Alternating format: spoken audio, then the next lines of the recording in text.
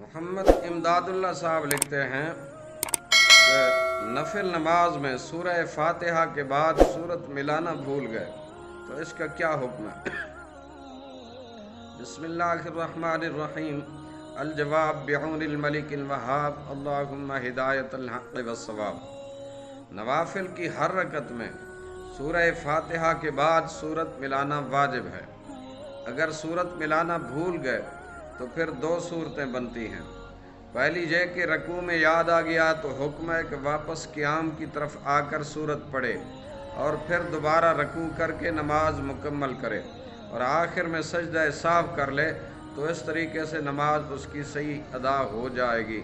اور اگر رکوع میں یاد آنے کے باوجود سورت نہ ملی تو پھر نماز کا اعادہ کرنا لازم ہے۔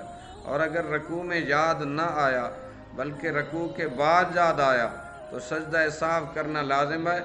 آخر میں سجدہ سہو کر لے، نماز درست ہو جائے گی۔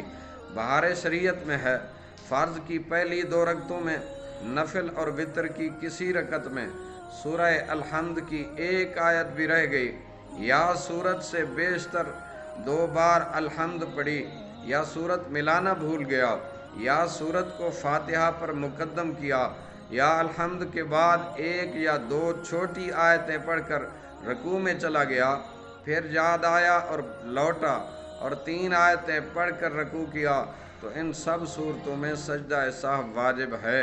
بہار شریعت جلد اول حصہ 4 صفحہ نمبر 710۔